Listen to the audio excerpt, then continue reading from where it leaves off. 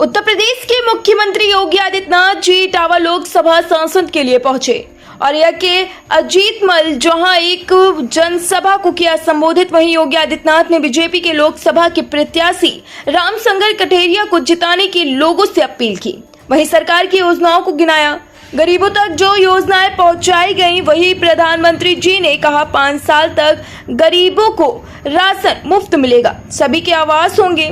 वहीं सपा के अखिलेश यादव पर जमकर साधा निशाना। मुलायम सिंह यादव के निधन पर बोले, वह पूर्व मुख्यमंत्री थे और मैं उत्तर प्रदेश का मुख्यमंत्री था। मैं उनके घर गया और श्रद्धांजलि देने गया। हमारी पार्टी के नेता गए और प्रधानमंत्री जी ने भी श्रद्धांजलि। और जब श्रद्धा कल्याण सिंह जी की मृत्यु हुई तो समाजवादी पार्टी का एक भी शब्द शोक संवेदना की व्यक्त नहीं किया।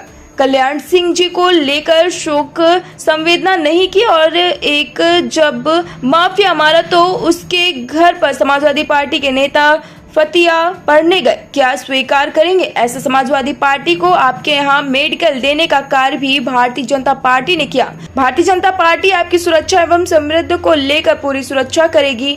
आपसे हम आभार करने आए हैं। भारतीय जनता पार्टी के डॉक्टर रामशंकर कठेरिया को भारी मतों से विजयी बनाए।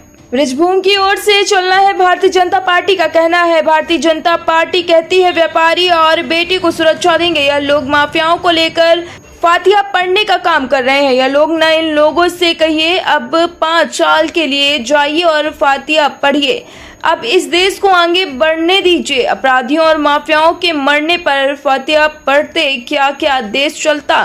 लेकिन फिर एक बार मोदी सरकार, कांग्रेस, सपा, बसपा के समय क्या था? गरीबों को मारता था, किसान आत्महत्या करता था, युवा पलायन करता था, व्यापारी और बेटी सुरक्षित नहीं थे या चौथ वसूली का काम करते थे और तो और हावी होकर गरीबों की जमीनों पर कब्जा करते थे। इनके पास गरीबों को देने के लिए कुछ नहीं था। आतंकवादियों के मुकदमे वापस लेने का काम समाजवादी पार्टी ने किया था। आतंकवादियों को बिरयानी खिलाते थे, गरीब भूखे मरते थे। बहनों और भाइयों, आज मैं यह कहने आया हूँ कि कांग्रेस और सपा का गढ़ हुआ है, यह धोखा देने के लिए हुआ है।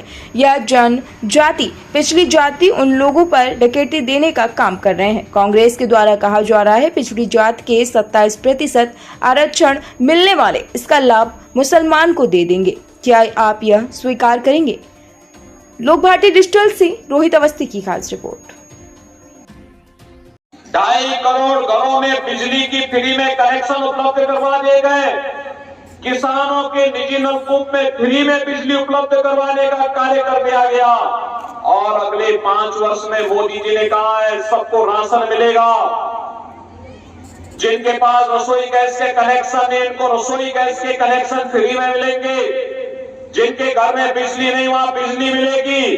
3 करोड़ नए लोगों को मकान देने का कार्य भी मोदी जी ने आश्वासन दे दिया कि उसको भी कराया जाएगा।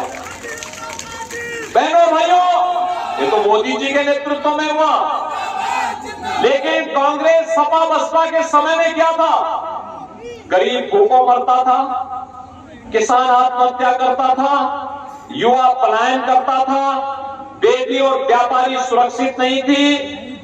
ये चौथ वसूली का काम एक सभा के लोग करते थे और तो और व्यापारी और बेटी सुरक्षित थी और माफिया सत्ता पर हावी होकर के गरीबों की जमीनों पर कब्जा करते थे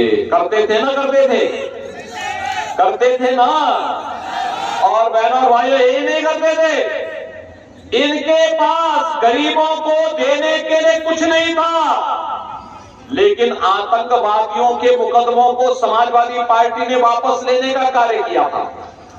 आतंकवादियों को बिरयानी खिलाते थे, गरीब भूखों मरता था। आतंकवादियों को ये लोग बिरयानी खिलाते थे।